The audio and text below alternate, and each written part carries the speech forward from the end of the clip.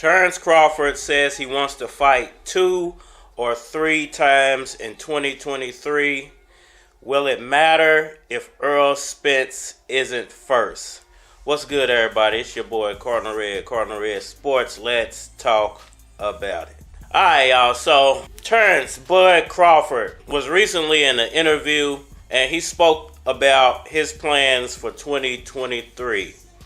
And the main topic of that was how many times he actually wants to fight in 2023. I find it interesting that he mentioned he wanted to fight 2 or 3 times. You know, Terence Crawford, since he moved to welterweight, hasn't been the most active welterweight. And it's crazy that people still consider him, you know, pound for pound, the best out there. Now, I'm not saying he shouldn't be in the top 5. You know, I've never dissed Terence Crawford like that. I've never said that he doesn't possess boxing talent or that he even doesn't have the skill to beat Errol Spence Jr. My problem with Terence Crawford, since I started making content about him, has been the fact that he refuses to face the highest level of competition at 147. I've never argued what he done at 140. You know, that is cemented in history. But what he's done at 147 has question marks all around it. And the fact that he didn't take the Manny Pacquiao fight. You know, I haven't given him credit for that. And now with the whole Errol Spence Jr. situation, you have to wonder why people still have him atop the pound for pound list. Because in the past 3 years, I believe he's only fought 3 times. It might be 2, but I think it was 3 times in 3 years. You know, that's completely ridiculous. When you had fighters like Manny Pacquiao, had fighters like Juan Manuel Marquez, you had fighters, even Floyd Mayweather at one time was doing multiple fights per year. Now, Terence Crawford at one point was doing multiple fights per year. Back at 140, you know, 130. That was a time that he, I believe, did 3 fights in 1 year. But it hasn't been like a trend in Terence Crawford's career where you have a guy like Manny Pacquiao who at 35, I believe, had like 62 fights already under his belt.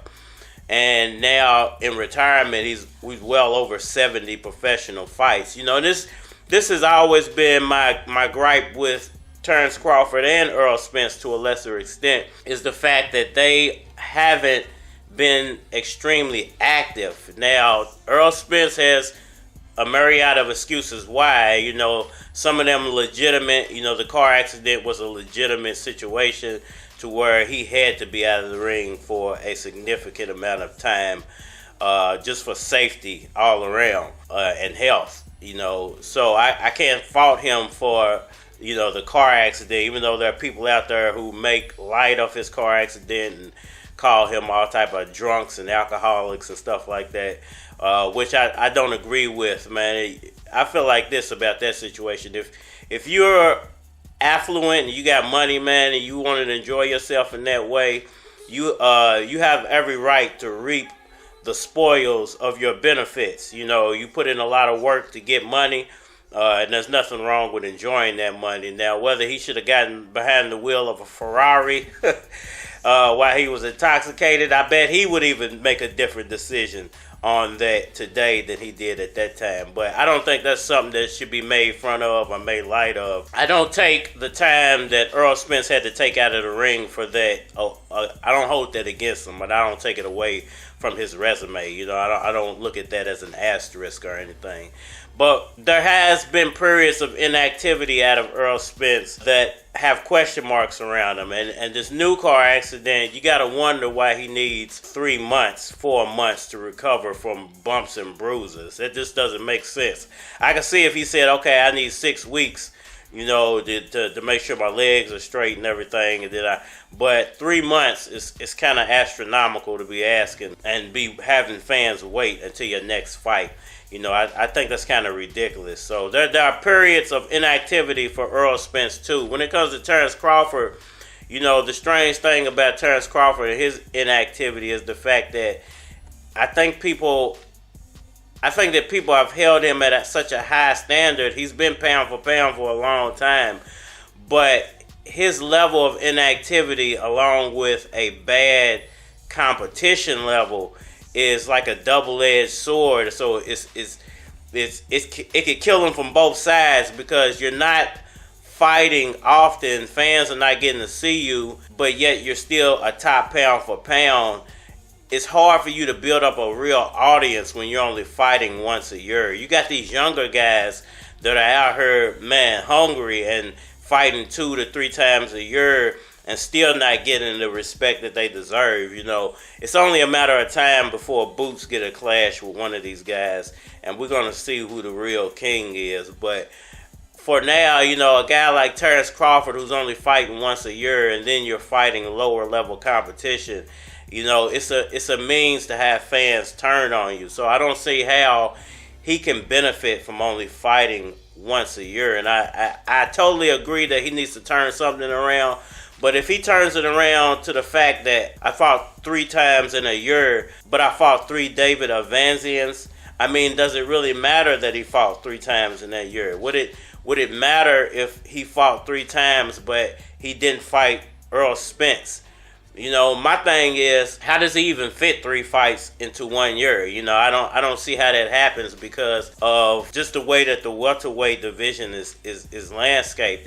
If you fight 3 times in a year, that means that you are planning on fighting either Boots or Virgil or Errol Spence. You know, it would have to be one of those 3 names, because there are not that many great fights to be made in 147, and nobody's going to buy your fights now after this David Avanesyan situation. So there's no way you can go into another, you know, just crappy fight expecting fans to show you love for that, man. And if you're planning on fighting a Boots or a Virgil or a Spence all in the same year, I think that spells disaster for Terence Crawford. Listen, I think Boots beats him anyway.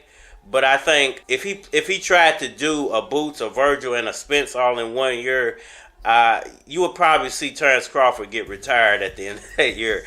That's if he even made it through the year. You know, let's just say he decided, okay, I'm going to go ahead and fight Boots next, you know, because Boots is actually elevated to #1 in the WBO, so there's a possibility Terence Crawford could be fighting Boots next. So let's say he plans on fighting Boots next, which I don't see how it works for 3 fights, and then he plans on fighting Spence and maybe 1 more fight at the end of the year, whoever that may be. Now, if he fought Boots, I actually think Boots beats him. I think Boots is a better version of Terence Crawford than Terence Crawford is. I think if he fought Earl beats him because Earl, I think, possesses more power and the stopping power. And I don't think Terence Crawford has the speed. And I don't think Terence Crawford has the speed and possesses enough power to stop Errol Spence. And the fact of the matter is, with Errol Spence having to take 3 more months, you know, we won't see him back into the ring until June or July by his own timeline, then I don't see how Terence Crawford can fit 3 high-level fights in there. Let's just say he fought Boots in, let's say, January, February. Let's say he fought Boots in sometime in March or April. Okay. 3 months from then, you're all the way up until August. You know, a fight with Errol Spence together by August, you know, that would be spectacular. I don't think it can happen, but it would be spectacular with the fact that Spence would have just fought in June. And then you would have to say his last fight would have to be in January, you know, December. And I just don't see that happening for Terence Crawford, especially after what I saw in the Avanesyan fight. He didn't look spectacular in the Avanesyan fight. He just looked like, you know, a better fighter than Avanesyan. So if he's going to try to cram all of that into 1 year, man, this could be the last year Terence Crawford fans get to see him in the boxing ring. Y'all let me know what y'all think about that down in the comment section below. Doesn't matter if Terence Crawford fights 3 times in 1 year if it's not credible competition. And will one of those be Errol the Truth Spence Jr.? Hit that like button for me. Share, subscribe. Holler at me on all social media platforms. Facebook, Instagram, YouTube, Twitter. More than likely to get a response on the tube. So holler at me over there. And we are live. You ain't never heard a track this clean. You ain't never heard a flow this mean. You ain't never seen a nigga this high. You ain't never seen a nigga this fly than a set of wings. than you ever seen. I'm fly than them other guys. I'm flyest motherfucker alive. Show a player love when I approach ya. Bang on tracks, keep my mic in a holster. Your boy ain't missing, but his face on posters. The young, fresh nigga, baddest fly as a vulture. I stay around dead guys, try and make my bread rise. Potent marijuana, give me red eyes. And I ain't lying, you can smell it on me. I ain't let the bouncer hit it, so he telling on me. Nigga, run along and tell your homies. I don't even know your homie, I can tell you phony. My guest list keeps some felons on it. It's like my league got helicopter propellers on it. I'm fly. You ain't never heard a track this clean, this clean. You ain't never heard a flow this mean, this mean. You ain't never seen a nigga this high. I'm high. You ain't never seen a nigga this fly, fly than a set of wings. I'm fly than you ever seen. I'm fly than them other guys. I'm flyest motherfucker alive. I'm fly than the motherfucker. I'm fly than the motherfucker.